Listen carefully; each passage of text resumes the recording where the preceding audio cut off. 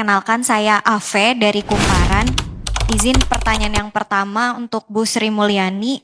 Tadi Pak Presiden Prabowo waktu nota keuangan tuh cuma nyebut IKN sekali ya Bu. Mau tanya apakah di APBN 2026 masih ada anggaran untuk pembangunan IKN?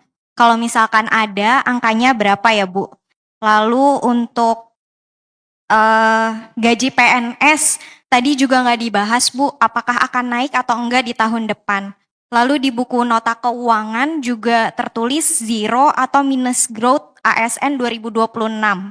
Apakah ini artinya nggak akan ada penerimaan ASN di tahun depan? Terima kasih. Kebijakan PNS mengenai formasi kita nanti koordinasi dengan Menpan RB.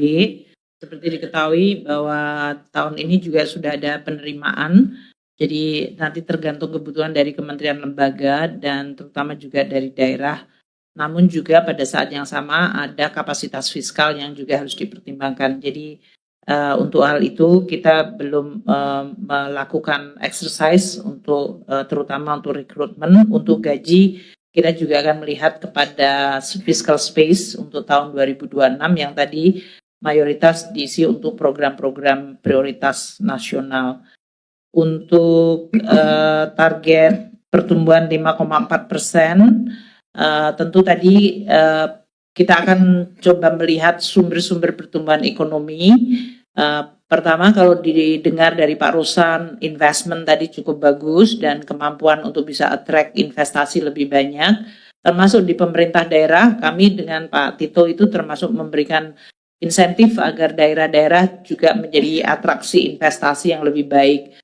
Sehingga tidak hanya inflasinya yang rendah, tapi pertumbuhan dan investasinya meningkat.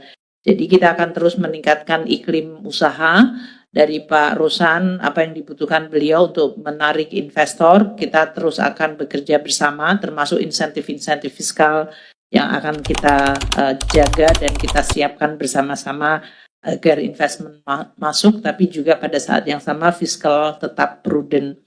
Untuk ekspor mungkin ada beberapa yang bagus karena EU SEPA sudah diperoleh, kemudian beberapa Comprehensive Economic Partnership, Pak Menko menyampaikan nanti dari Kanada dan yang lain-lain. Jadi destinasi ekspor kita mungkin akan lebih diverse, itu satu. Yang kedua, tren dari artificial intelligence dan digital economy itu bukannya menurun tapi akan makin meningkat.